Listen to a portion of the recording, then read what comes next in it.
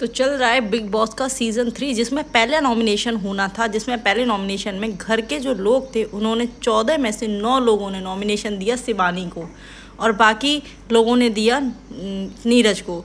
अब यही होता है कि जनता क्या चाहती है, जनता ने क्या सोचा। तो बहुत ज़्यादा ये क्रिटिकल कंडीशन थी, शिवानी बहुत फूट फूट कर रोई इस बात पे। तो दीपक ने भी कहा कि शिवानी छोटी अभी बच्ची है, उन्होंने बहुत कुछ देखना है, तो उन्होंने भी उनको ही कहा कि उनको घर में रुकना चाहिए। बाकी नॉमिनेशन में अगर जनता का वोट गया तो जनता ने शिवानी कुमारी को ही घर में रहने के लिए चाहा, इसलिए शिवानी कुमारी फूट फूट कर रोने लगी और बोली कि मेरी ऑडियंस ही मेरा भगवान है, मेरी ऑडियंस ने ही मुझे वापस से घर में रखने के लिए वोट किया, तो मैं इस घर में रह रही हूँ, मेरी ऑडियंस मेरी भगवान है। तो बहुत ज़्यादा रोने लगी वो, तो घर के सभी लोग उनको सपोर्ट करने लगे। चंद्रिका भी उनके साथ बैठी और कहने लगी कि, तो उन्हें बहुत बुरा लगा कि लेकिन फिर भी शिवानी कुमारी इस बार घर से बाहर बेघर नहीं हो रही हैं। तो घर से बेघर कौन हो रहा है, तो आप लोगों को पता है, नीरज।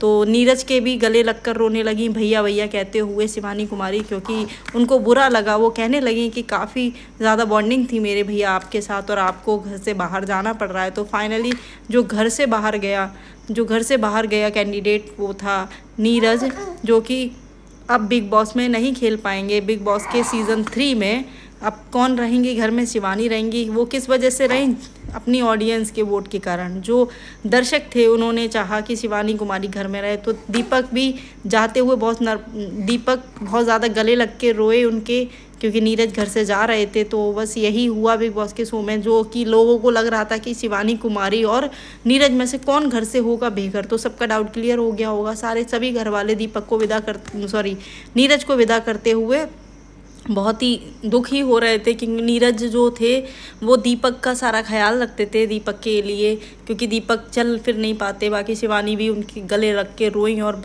फाइनली नीरज इस घर से चले गए। तो यही